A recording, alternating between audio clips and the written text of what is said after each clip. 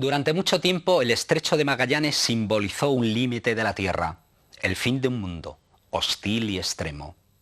También un mito ligado a la circunnavegación del globo, a Magallanes, a Drake, a Ladrillero, pero sobre todo a uno de los más ilustres navegantes españoles de todos los tiempos, Sarmiento de Gamboa. Sarmiento llevó a cabo una de las hazañas más importantes del descubrimiento. Adelantándose 200 años a su tiempo, trató de poblar los márgenes del estrecho, haciendo frente a dificultades inmensas, superando la traición, haciendo mucho más de lo que la prudencia le exigía. Aunque con un final triste, su historia derrocha valor, lealtad, tenacidad y honestidad a raudales. Hemos querido recrear su figura en el mundo que él conoció y que se mantiene intacto. La Dama Blanca es una pequeña montaña situada en la cordillera Sarmiento de Gamboa, perseguida desde hace tiempo por grupos muy prestigiosos de montañeros que se mantenía inalcanzable. Al Filo ha querido convertir esta aventura en la tierra del fin del mundo en un homenaje a un hombre que, enfrentándose a la adversidad, siempre se mantuvo en pie.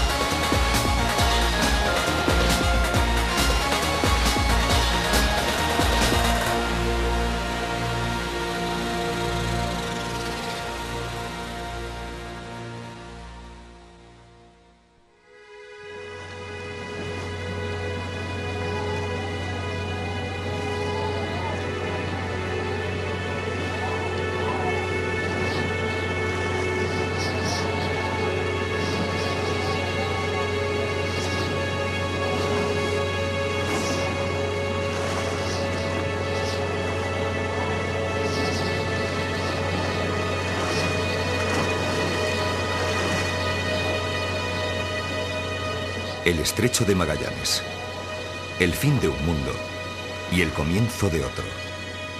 Uno de los lugares más solitarios e inhóspitos de la Tierra. Un laberinto de canales y brazos de agua, donde se juntan los dos océanos más grandes del planeta.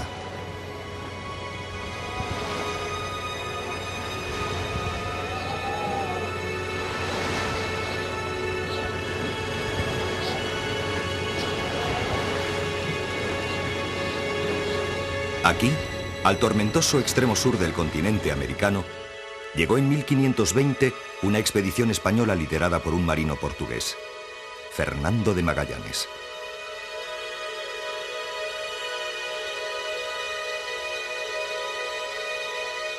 Era el primer intento de circunnavegar el globo terráqueo.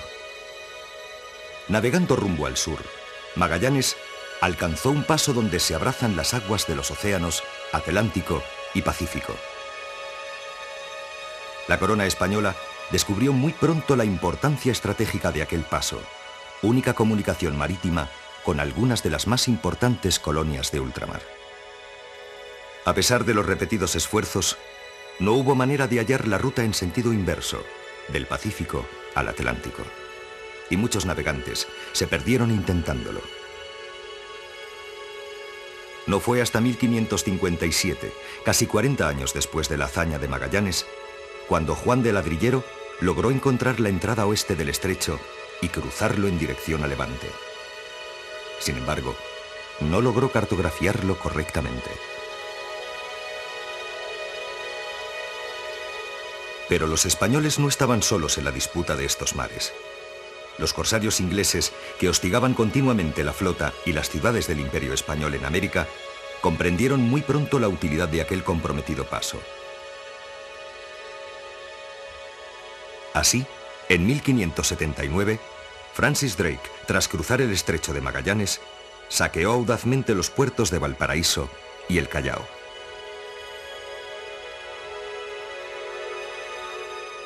A pesar de una larga y obstinada persecución marítima, Drake logró eludir a la escuadra española y arribó a Inglaterra en 1580, después de completar la segunda vuelta al mundo. Ante la gravedad de los hechos, el virrey del Perú, Francisco de Toledo, decide enviar una expedición al estrecho de Magallanes con el objeto de cartografiar definitivamente el paso más seguro entre sus múltiples bocas y canales.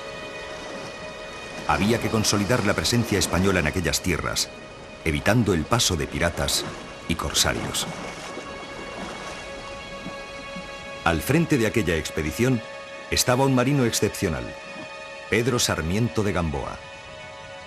Con solo 2 naves, la Nuestra Señora de la Esperanza y la San Francisco, y poco más de un centenar de hombres, Sarmiento partió de El Callao el 11 de octubre de 1579 con la misión expresa de encontrar y cartografiar un paso seguro desde el Pacífico al Atlántico.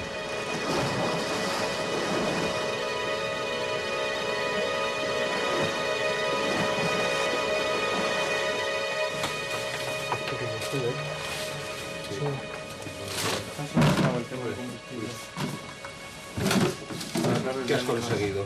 Conseguí el combustible para la estufa y el gas.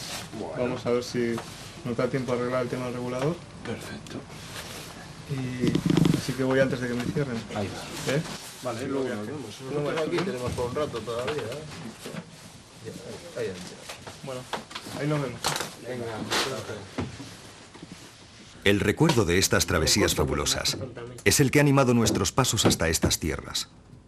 Solo que hemos cambiado las antiguas naos españolas por unas modernas piraguas y la antigua intención de fundar una colonia permanente por la pretensión de escalar la Dama Blanca, una montaña virgen que es también la más alta de las cimas de la cordillera Sarmiento.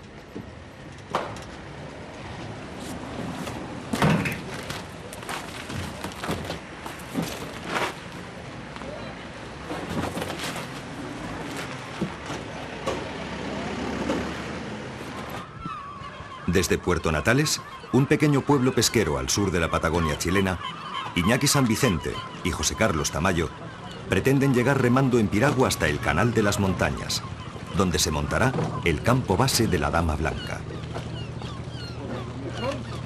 Mientras tanto, el otro miembro del equipo, Jesús Martín, navegará a bordo de un pesquero para buscar el lugar donde instalar el campo base, con la intención de prepararlo y hacerlo habitable durante todo el tiempo que dure la escalada.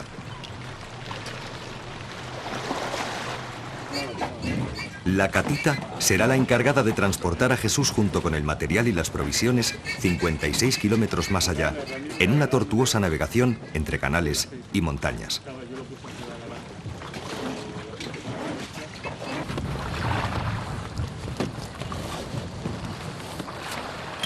Nuestras piraguas representan un frágil desafío para estas aguas, que desde siempre se han mostrado temibles con los hombres del mar. Desde el siglo XVI, los fondos de estas aguas son un largo inventario de naufragios. Afortunadamente, el día elegido para nuestra partida amanece con el viento en calma.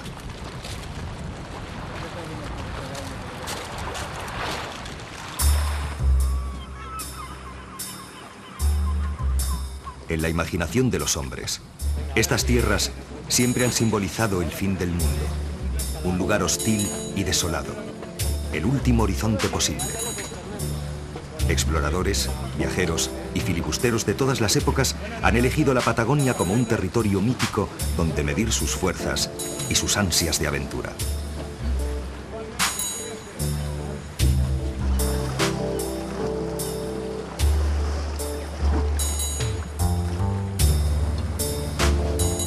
En la Patagonia, todo es extremo. Los vientos son más duros, los mares más traicioneros y las montañas más difíciles. Esta región salvaje es la puerta de entrada al territorio de Última Esperanza, llamado así por el sentimiento que embargaba al primer explorador de estos canales, Juan de Ladrillero, cuando se internó por la zona en 1557, buscando la entrada occidental del Estrecho de Magallanes.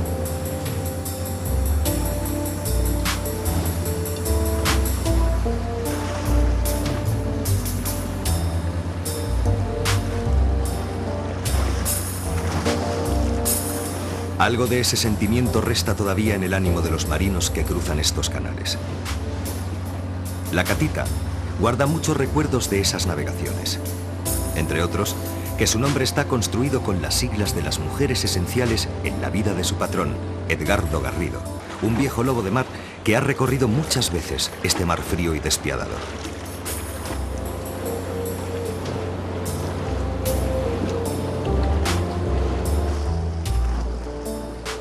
Mientras la Catita se adentra en los canales, Iñaki y José Carlos prosiguen su travesía al abrigo de la costa, evitando así las rachas de viento que podrían llegar a volcar sus inestables embarcaciones.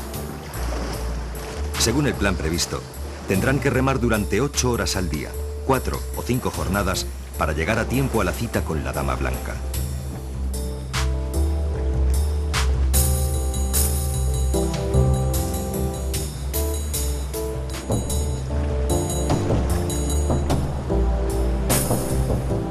Así, con la casa a cuestas, a base de pequeños avances sobre el mapa, Iñaki y José Carlos vuelven a revivir las emociones que debieron de sentir los primeros exploradores de estas tierras. El miedo a lo desconocido, los incomparables matices de la luz, la belleza de los cielos inéditos.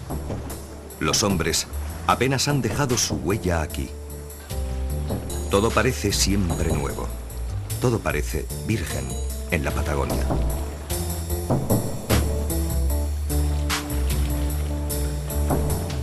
Estos canales parecen hechos a propósito para embarcaciones pequeñas. Solo así, a esta escala, se pueden imaginar realmente las dificultades con las que tropezaron sus primeros colonos.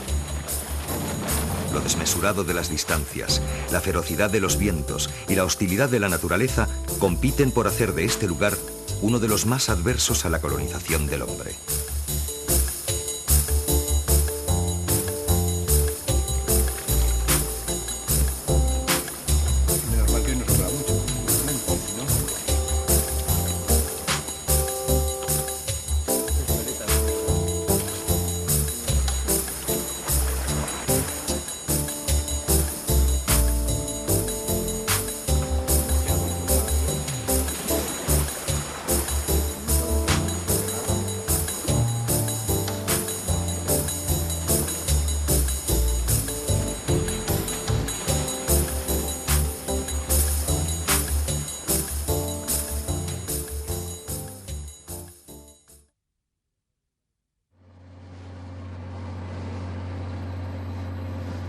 Un verdadero laberinto de fiordos y glaciares defiende el acceso a la cordillera Sarmiento.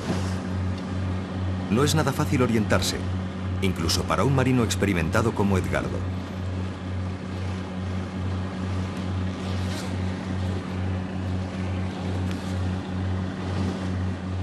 Las naos eran grandes barcos a vela pensados y construidos para atravesar el océano. La estrechez de los canales y la poca profundidad de los fondos nos recuerdan la enorme pericia que debían poseer los primeros marinos que atravesaron el estrecho.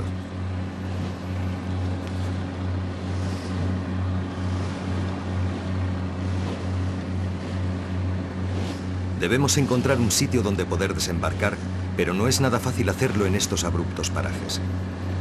La vegetación es uniforme y toda la costa parece igual. Nuestro punto de destino es el fondo del Canal de las Montañas, uno de los más angostos, flanqueado por esbeltos montes y hermosos glaciares.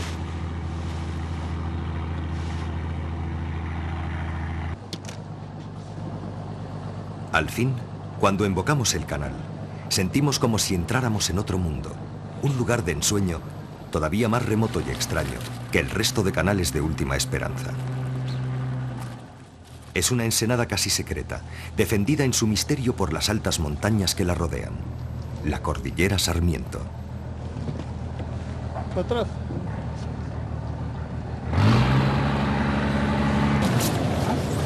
Ahí, ponga acá. Sí. Cógelo por la piedra. ¿Ya?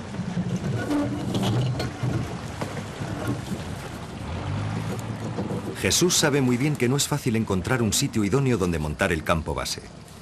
En estas latitudes, el mal tiempo es casi constante.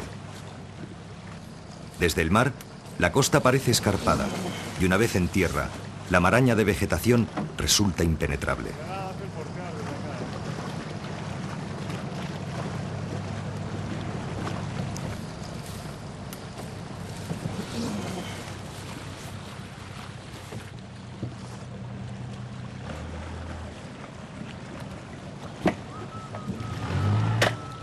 Nuestro primer intento de desembarco resulta infructuoso. La maleza y los densos bosques apenas dejan hueco para poner pie en tierra. Y más allá del muro vegetal, solo hay paredes de roca y grandes campos de nieve y hielo.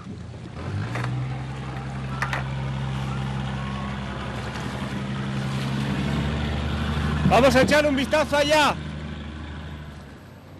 Si hay que preparar un largo asedio, necesitaremos una pequeña área de superficie plana donde descansar y que tenga reservas de agua dulce en las cercanías. Nada de esto se ofrece a primera vista en el Canal de las Montañas.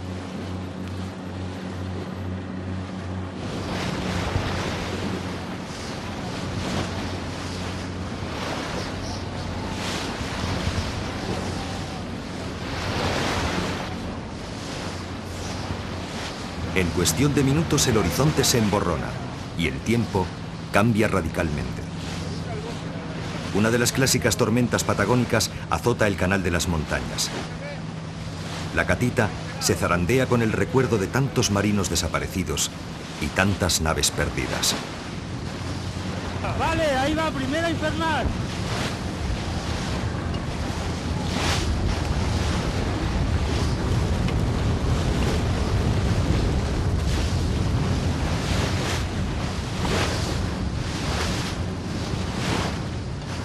La maniobra de desembarco tendrá que esperar.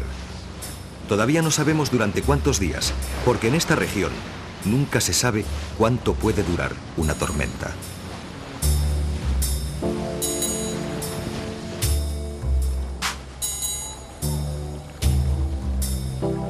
Por su parte, Iñaki y José Carlos buscan un lugar donde guarecerse de los feroces vientos que recorren el canal.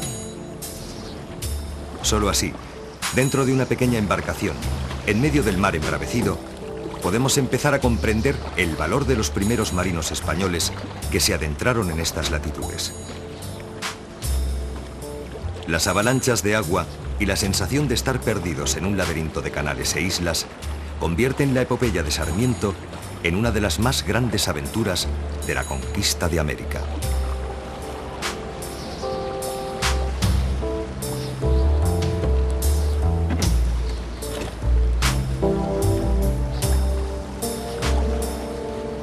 Su misión no era solo encontrar el paso occidental del estrecho, sino cartografiarlo con vistas a un futuro asentamiento español en estas tierras. Las dificultades con las que tropezó, él mismo las relata en su Relación y derrotero del viaje y descubrimiento del estrecho de la Madre de Dios. En este tiempo, llueve mucho en esta tierra, y vienta norte y noroeste y oeste tempestuosísimo. Y cuando quiere acabar la tempestad de norte y venir la travesía, graniza con gran refriega y hace frío intenso, y con el norte hace más templado. Y cuando llueve, todos los montes son una mar, y todas las playas, un río que entra en el mar.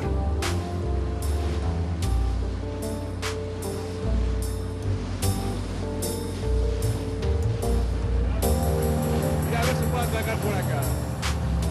Pasada la tormenta, Jesús sigue intentando hallar un lugar donde montar el campo base. No es una tarea sencilla reconocer el terreno desde el barco. Sarmiento tuvo que fondear muchas veces, saltar a tierra con sus hombres y subir a los cerros y montañas más altas para buscar entre la maraña de canales la ruta que seguirían sus navíos.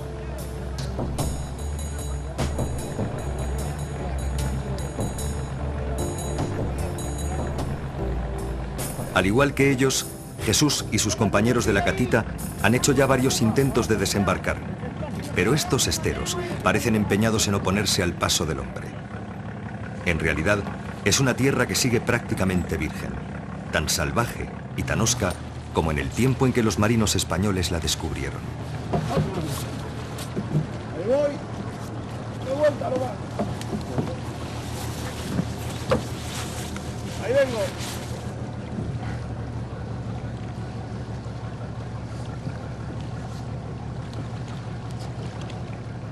Acá podemos sacar las cosas que avientan.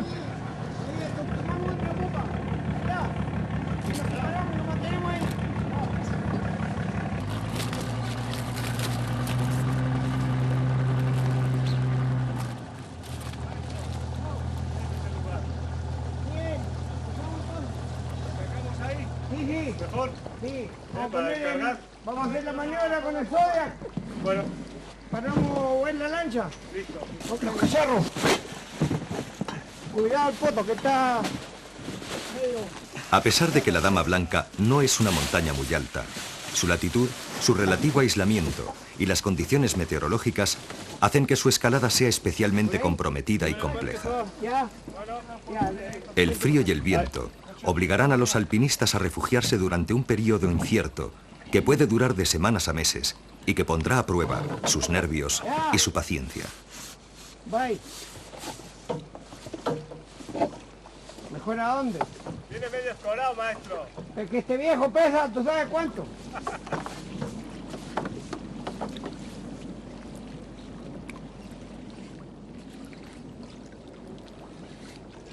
Ante esta situación, hay que pertrecharse como haríamos en el Himalaya. Al material necesario para la escalada hay que añadir herramientas y madera para instalar las tiendas en un sitio por completo inhóspito y alejado de las rutas de navegación. La bolsa. Es la ley de la Patagonia, un lugar remoto, en el confín del mundo. Unos escaladores que llegan desde muy lejos solo para encontrarse las montañas cubiertas de nubes y que se sientan a esperar su oportunidad durante días y semanas.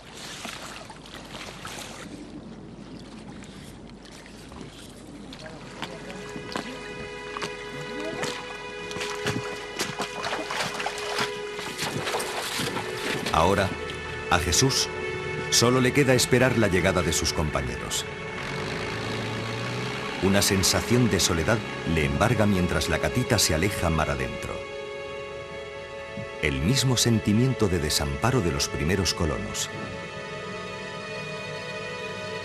A finales del siglo XVI, un grupo de casi 400 españoles abandonó sus soleadas tierras para arribar a este desolado paraje e intentar empezar una nueva vida.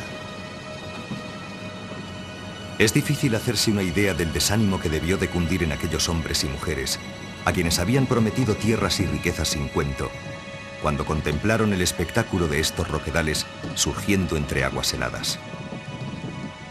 Mientras atravesaba el estrecho de Magallanes, Sarmiento de Gamboa escribió: «La mar de esta tierra es la más tormentosa y de más pesados vientos que se puede imaginar en lo que se navega del mundo. Y si acaso hay un día de serenidad, luego le siguen otro, y otros, y 8 y 10 días más de tormenta. Y en ningún tiempo se puede tener certidumbre de buen tiempo, más de la hora que acaso se viere presente».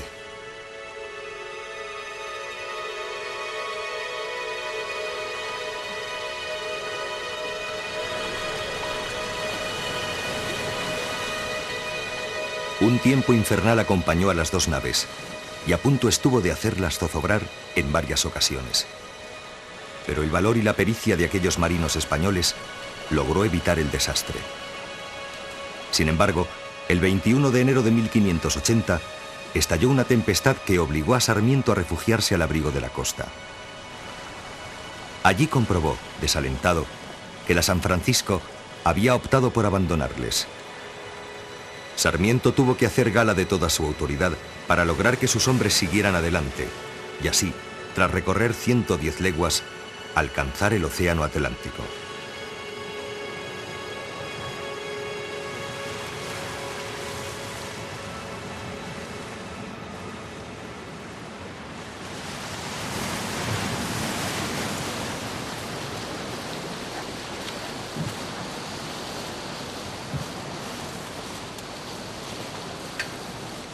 Para ahorrarse varios días de navegación, Iñaki y José Carlos deciden atravesar un sector montañoso arrastrando sus piraguas. También Sarmiento de Gamboa tuvo que abandonar la seguridad de las naves y subir hasta lo más alto de las colinas para marcar el rumbo.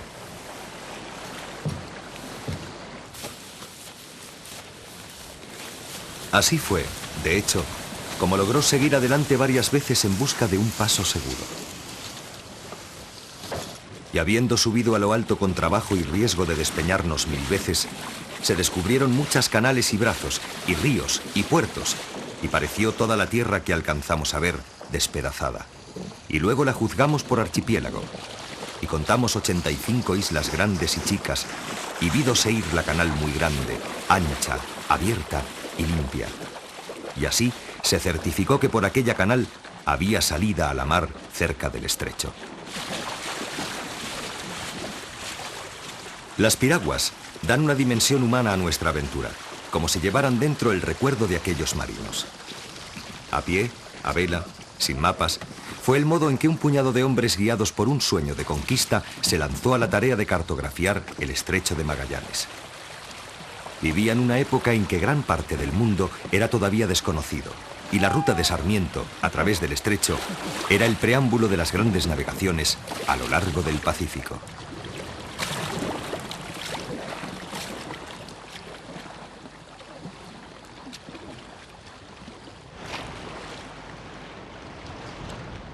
Al fin, Iñaki y José Carlos alcanzan el fiordo de las montañas para remontarlo hasta el campo base.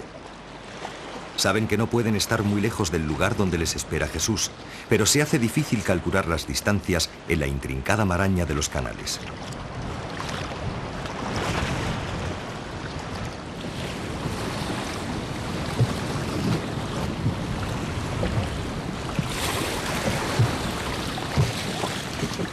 Una miradita al mapa. ¿Cuánto falta?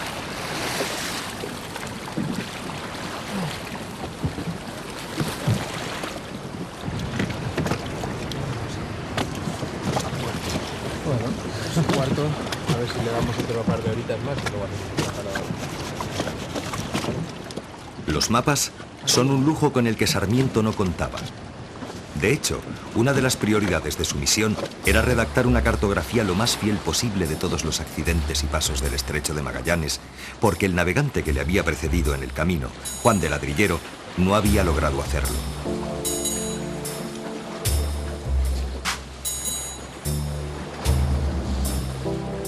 Llegados a este punto, comprendemos que una aventura como esta no es solo el resultado de una pasión. Una aventura es, como dijo Waldo Frank, la necesidad que tiene el mundo de una inteligencia dinámica que una el ideal y la razón, el pensamiento y la acción. Un ideal que anude el mundo de los hechos en el que todos sufrimos, con el mundo de los sueños en el que estamos solos.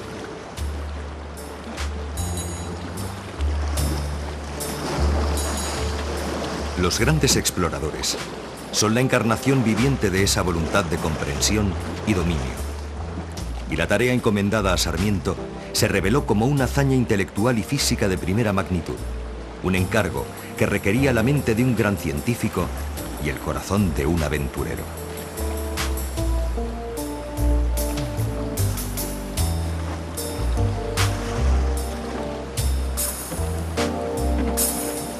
El tramo final de su expedición estuvo marcada por peligros continuos.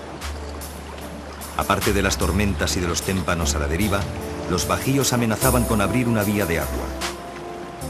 En muchas ocasiones sintieron el golpe de la quilla contra las rocas y se encomendaron a Nuestra Señora de la Esperanza, que era también el nombre de la única nao que les quedaba.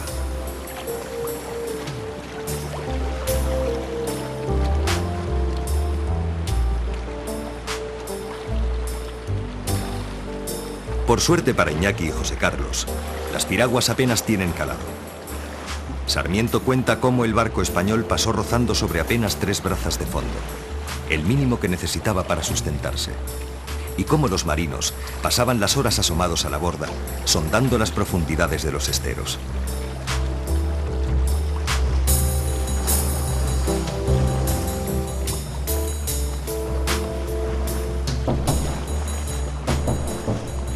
De todos estos peligros advirtió Sarmiento por escrito. El que por aquí viniere tenga mucho aviso de traer la sonda en la mano, porque es muy peligrosa navegación, porque hay muchos bajos y bancos debajo del agua, y todo se excusara si los que por aquí antes pasaron hubieran sido diligentes en hacer derroteros y avisar con buenas figuras y descripciones ciertas.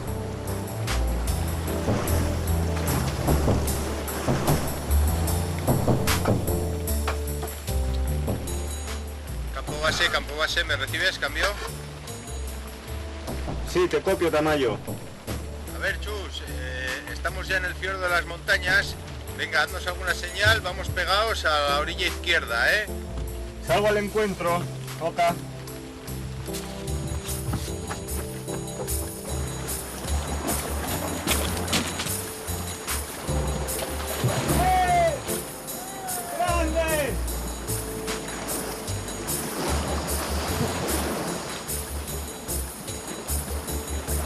¡Grande!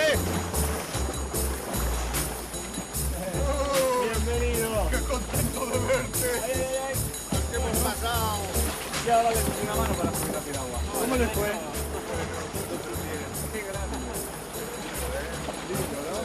Con el reencuentro de Jesús con Iñaki y José Carlos, se cumple la primera parte de nuestra aventura, la navegación en piragua hasta el Canal de las Montañas.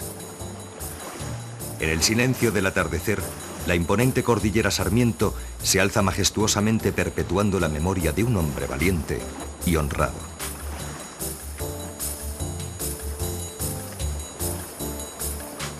Los tres hombres que se quedan solos en la orilla, en uno de los lugares más desolados de la Tierra, tienen una cita con la Dama Blanca.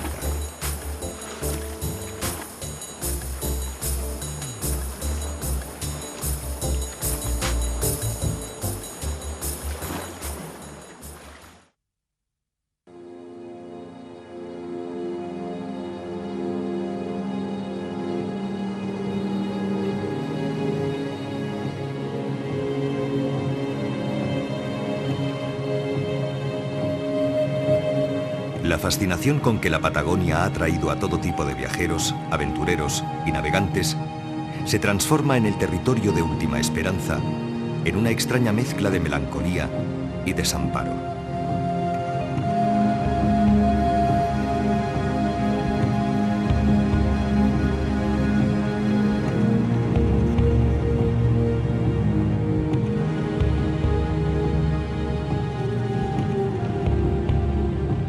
Los primeros exploradores españoles, asombrados ante el nuevo mundo recién descubierto, escribieron que las grandes tierras vírgenes americanas eran el Edén, el paraje secreto donde Dios había situado el paraíso terrenal.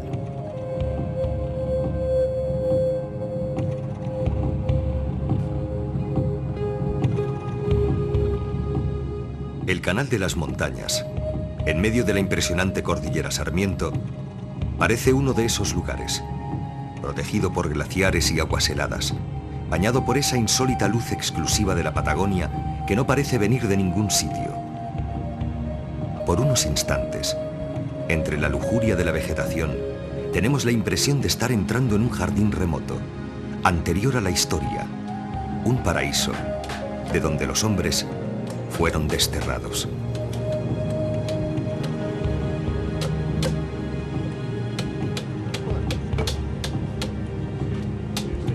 El extremo sur del continente ha resistido durante siglos los embates de la civilización.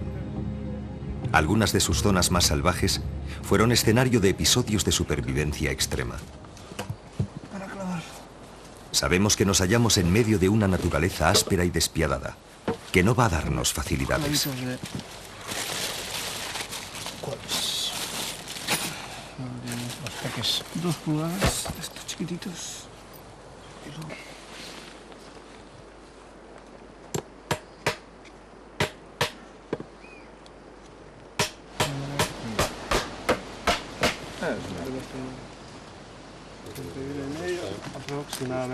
Por eso, la elección del lugar para el montaje del campo base ha sido fundamental.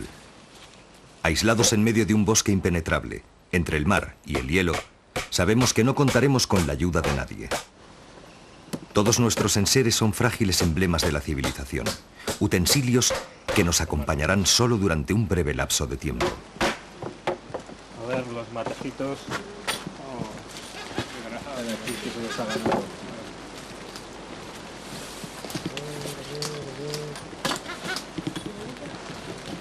Qué guay, ¿no? O el salmón. El salmón, esa me gusta más. Sí. Muy rico salmoncito. El mate, las herramientas, la tienda de campaña, nos recuerdan que el hombre, a estas alturas de la historia, es parte de la naturaleza, pero también algo distinto a ella. Una forma de vida que ha decidido indagar en su medio, explorar sus límites, conocer su origen y su destino.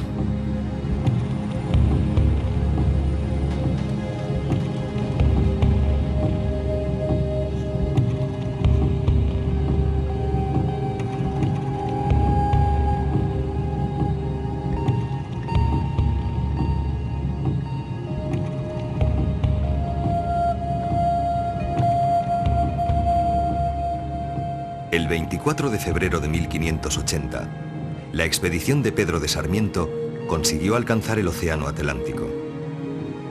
Una vez allí, continuó el viaje hasta España y Sarmiento se presentó ante Felipe II a finales de septiembre. Hacía tan solo un año que Drake había sorteado el estrecho y atacado los puertos de Valparaíso y el Callao, mostrando el punto débil del Imperio español en la zona. Sarmiento de Gamboa mostró al monarca los textos y mapas elaborados durante su travesía y solicitó su ayuda para poner en marcha una empresa audaz. La idea que animaba a Sarmiento era la colonización y fortificación de los principales pasos del Estrecho de Magallanes. Tras muchas discusiones en el Consejo de Indias, se aprobó la nueva empresa poniendo al mando de la misma a Diego Flores de Valdés, general de la Armada, mientras que a Pedro Sarmiento de Gamboa se le nombró gobernador y capitán general del estrecho.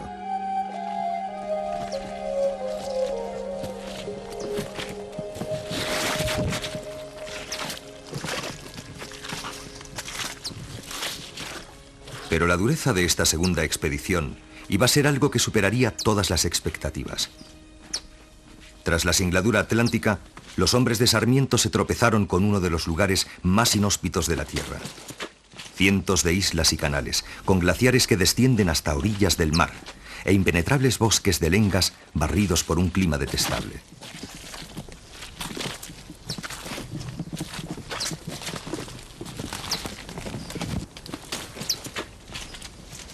Un verdadero laberinto vegetal veda el acceso a las faldas de la cordillera Sarmiento. En nuestra marcha hasta el glaciar, podemos comprobar la dificultad del avance a través de esta espesa selva. Supongo que con el paso de los días haremos un camino y todo. Sí. Porque si no...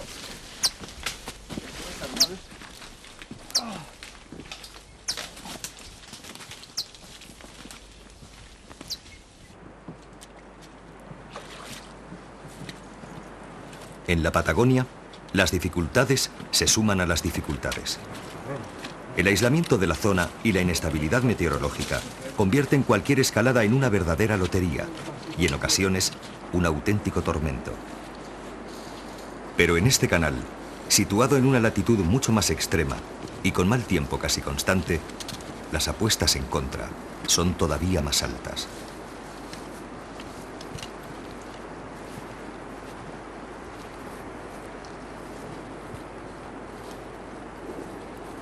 Los glaciares que se desploman con lentitud de siglos hasta la orilla son los últimos coletazos del campo de hielo patagónico sur, una de las mayores superficies de hielo del planeta fuera de los polos. Estamos ante las puertas de la que es, probablemente, la última gran frontera interior del continente americano. Una vasta sucesión de montañas y glaciares que hasta bien entrado el siglo XX aún llevaba sobre los mapas el rótulo de espacio en blanco.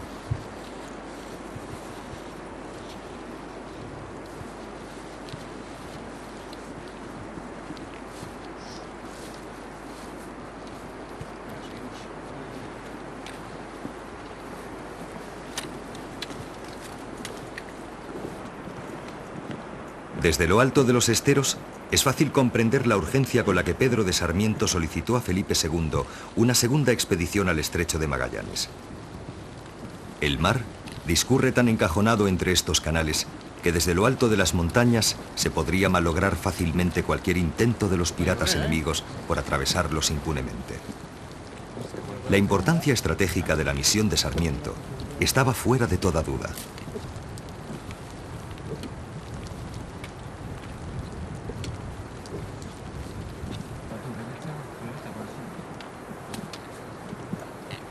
Sin embargo, para lograrlo, los españoles tendrían que dejar una población permanente en esta remota punta de América, fundar una colonia que en pocos años pudiera abastecerse por sí misma y hacer frente a las posibles incursiones de los corsarios. Pronto se demostró que una cosa era la teoría y otra la práctica.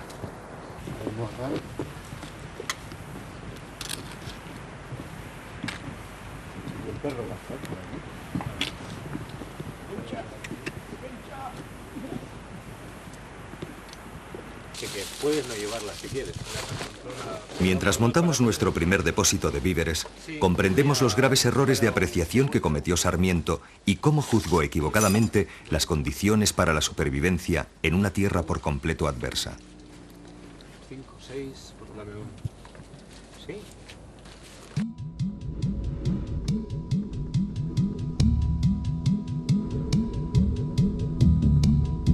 Los españoles que abandonaron su país natal para buscar una tierra mejor no tenían la menor idea de las fuerzas a las que iban a enfrentarse.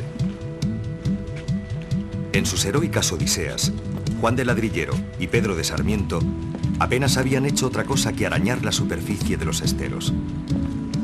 Nada podían saber de los campos de hielo, de los rigores infernales del clima y de las barreras infranqueables que presenta al hombre este bastión helado que remata la gran cordillera de los Andes.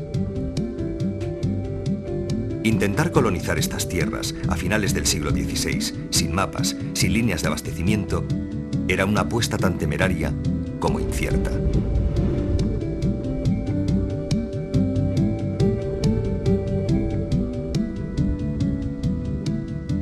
La escalada a la Dama Blanca representa un buen emblema de aquella quimérica empresa de los españoles.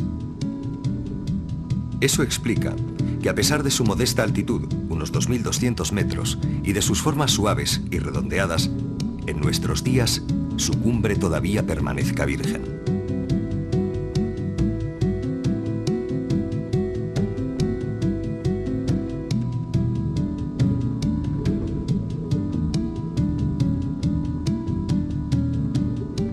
Pero ya sabemos que en la Patagonia, más que en ningún otro lugar del mundo, las montañas no se miden en metros. Sus célebres agujas de roca, situadas más al norte, apenas llegan a los 3.000 metros, y sin embargo, se han ganado una merecida reputación de dificultad entre los itinerarios de escalada más duros del mundo. En la Dama Blanca, la latitud extrema complica todavía más, si cabe, la inestabilidad meteorológica. El choque de microclimas, brisas marinas y vientos helados procedentes del Pacífico provocan lluvias y tormentas constantes.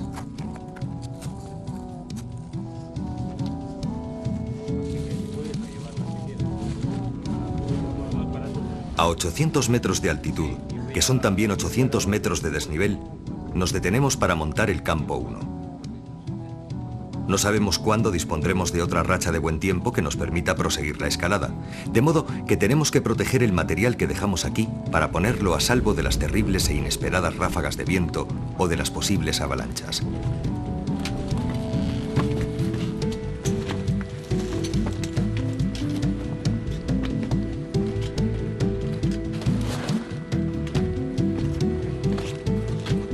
En el descenso hasta el campo base, comprobamos por nosotros mismos la acertada descripción que Sarmiento hizo de estos parajes. Toda esta tierra, cuanto pudimos juzgar de una y de otra, es áspera y montosa cerca de la mar, y los altos peladeros de peñascos y limos de herbazales fofos. La masa de la tierra, lo que vimos, no nos pareció bien cerca de la mar, porque no hay migajón de terrial, sino de la demasiada humedad hay sobre las peñas un moho tan grueso y corpulento que es bastante a criar en sí y sustentar los árboles que se crían en estas montañas. Y estos céspedes de este moho es esponjoso, y por esta causa son trabajosísimas de andar estas montañas.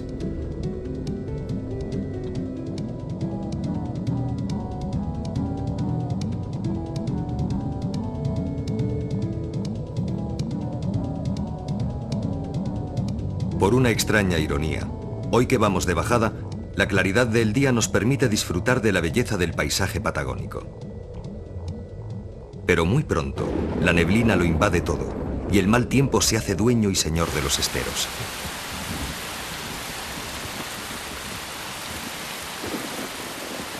Lo que tenía que marcar son las dos cumbrecitas que hay y luego la lista que la une a la baja de la Dama Blanca. Sí, de día, pero bueno, está sin levantar eso de todas formas. Sin visibilidad. Sin visibilidad. O sea, es que porque no hay ni mapas, ni siquiera basados de las fotos aéreas. No. Curioso. Y bueno, de todas formas ahí... En realidad... El paso por lo menos ya está resuelto, por lo menos para bajar hasta el plató. Sí. eso ya ¿Qué desnivel había? Poquito, en realidad poquito, sí, llegué al platón prácticamente. engañaba, ¿no? Bueno, pero ¿llegaste al platón o no llegaste al platón? Sí. Sí, llegué a la Rimaya, encima de la Rimaya. Y montar esa tienda dentro de la cueva sería muy grande, habría que hacer una cueva gigante. Pero cueva grande va a haber que hacer de todas todas, digo yo. Lo importante será marcarla como para no perderla aunque se venga abajo la tienda. Vamos a ver si tenemos un poquito de tregua que sí podemos subir.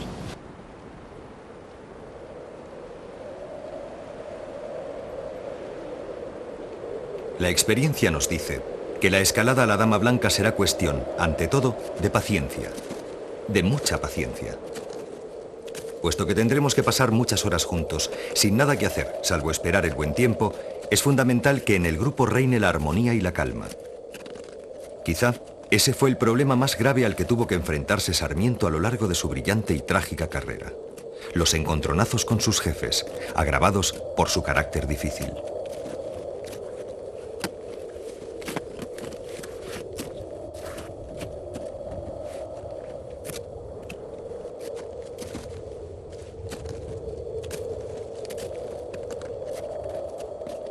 La Dama Blanca tiene el prestigio de las cumbres vírgenes, de los lugares todavía no hollados por el hombre. Varios y prestigiosos grupos de alpinistas han intentado una y otra vez conquistar su cima, pero siempre han sido rechazados por una razón u otra. No es raro que los fuertes vientos arranquen las tiendas, de manera que nosotros hemos optado por una táctica muy patagónica. Excavamos una cueva en el hielo para proteger la tienda.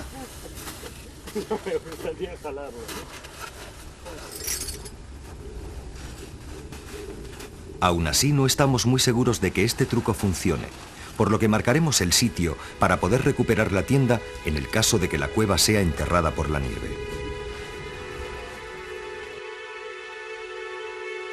Una escuadra de 23 naves partió de Sevilla rumbo al Nuevo Mundo, con 3.000 personas a bordo, pero tuvo que dar media vuelta tras una tempestad que echó 5 barcos a pique y en la que se ahogaron 400 hombres. Este desastre fue solo un pequeño adelanto de lo que se avecinaba. Por fin, la gran escuadra volvió a la mar el 9 de diciembre de 1581, y desde entonces, Sarmiento y Flores de Valdés mostraron que entre los dos no había entendimiento posible. Después de una accidentada travesía, en la que padecieron tormentas y epidemias, llegaron a Río de Janeiro en marzo de ese mismo año. Diversos contratiempos retrasaron la salida, hasta que al fin, 3 años después de su salida de España, Sarmiento y un puñado de supervivientes se internaron por tierra magallánica. Unas semanas después, logró fundar Nombre de Jesús y Rey Don Felipe, las primeras colonias españolas en el estrecho, y las declaró bajo la protección de la corona.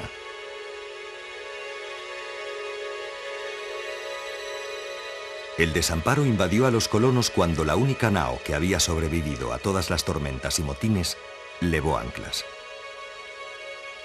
Quedaban más de 300 hombres y 13 mujeres varados en una tierra despiadada y remota, muy lejos de cualquier ruta de navegación, abandonados por completo a su suerte.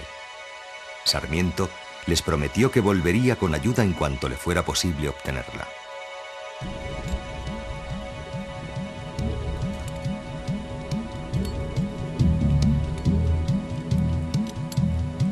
Nuestra singladura hasta el Canal de las Montañas se ha convertido en un escalón más de este largo viaje de conocimiento y búsqueda. Si la primera parte de nuestra aventura, la navegación en piragua, rememora la gesta de Sarmiento de Gamboa, la escalada a la Dama Blanca es también un homenaje a aquellos héroes anónimos que perecieron intentando colonizar estas tierras.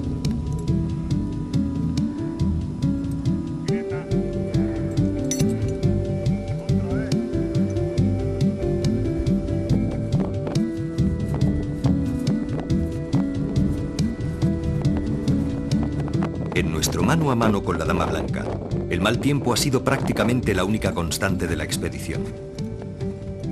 Viviremos más de 2 meses cercados en el campo base, aguardando el menor síntoma de buen tiempo para lanzarnos arriba. Sin embargo, no tenemos ninguna garantía de que vaya a mantenerse así. De hecho, en la Patagonia suele decirse que raro es el día que no contiene las 4 estaciones del año.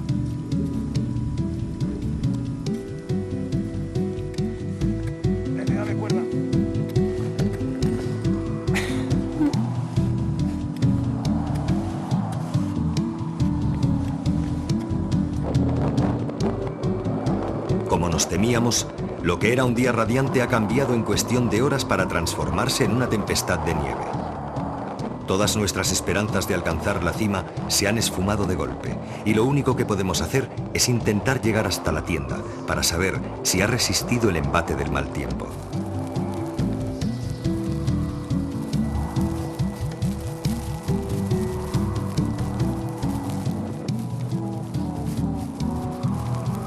Por ahora, el principal problema es encontrar la tienda en medio de esta terrible ventisca. El mundo visible se transforma en un enigma más allá de unos cuantos metros. Y solo nuestra experiencia y nuestro instinto de montañeros nos permitirán localizar el lugar donde excavamos la cueva.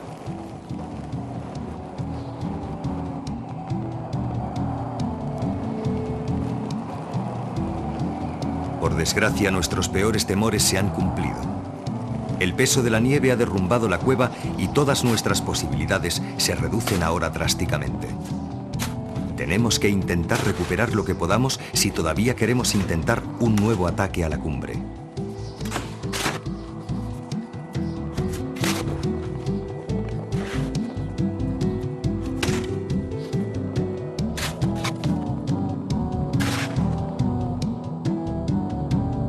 La belleza silenciosa de los canales nos recuerda la indiferencia de la naturaleza patagónica ante los trabajos y las tragedias de los hombres. Nada en ella se conmovió cuando los colonos españoles fueron pereciendo uno tras otro, rematados por el hambre, el frío y las enfermedades, mientras esperaban en vano un socorro que no llegó nunca.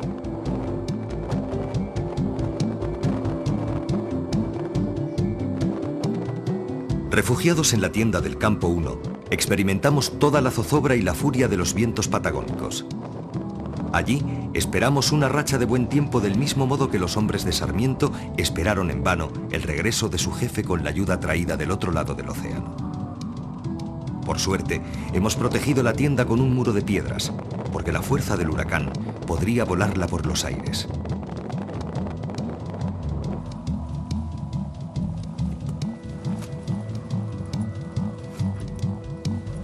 Ya sabíamos que la paciencia y la tenacidad eran las principales virtudes que debían acompañarnos en esta escalada. Ahora, todo dependerá de la montaña.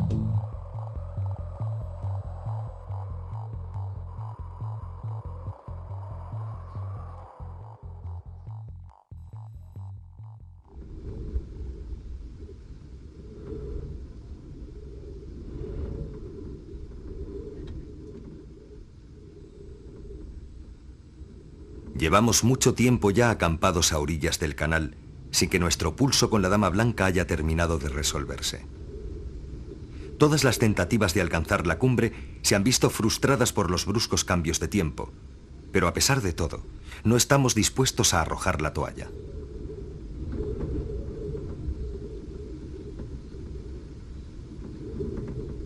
La lluvia, el sol y la nieve se suceden unos a otros con insólita rapidez, en variaciones tan extrañas que parecen dotar a la cordillera Sarmiento de un clima enloquecido.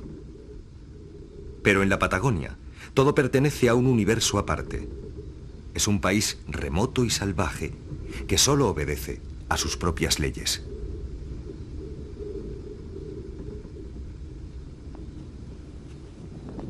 Tal vez sea cierto que 2 meses sea un lapso de espera excesivo, que ninguna montaña, ni siquiera una cima virgen, merezca tanto tiempo y esfuerzo. Pero en nuestro caso, la Dama Blanca no es solo una montaña, sino un símbolo de esta región apartada y feroz que se resiste con todas sus fuerzas al dominio del hombre.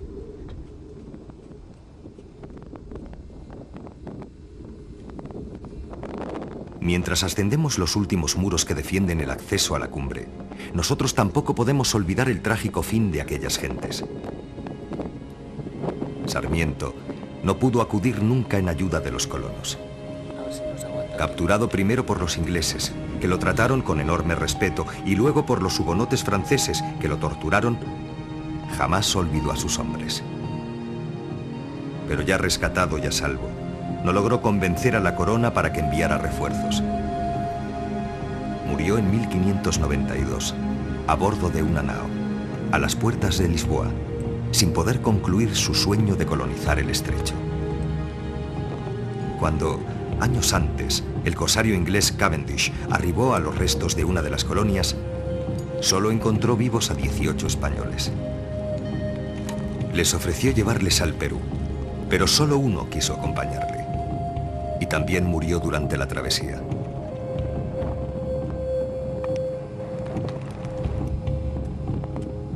Es cierto que la gran odisea de Sarmiento de Gamboa se saldó con un fracaso.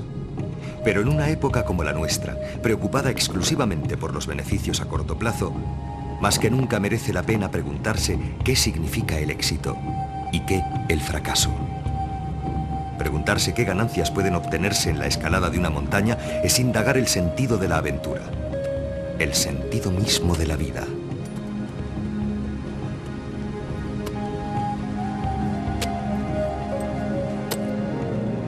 Quizá la respuesta esté en estas palabras de Sir Walter Raleigh, el corsario inglés que fue carcelero de Sarmiento en Londres. No puedo menos de alabar la paciente virtud de los españoles. Raramente, o nunca, nos es dado encontrar una nación que haya sufrido tantas desgracias y miserias como sufrieron los españoles en sus descubrimientos de las Indias. Persistiendo no obstante en sus empresas con constancia invencible, lograron anexionar a su país provincias tan hermosas que se pierde el recuerdo de tantos peligros pasados.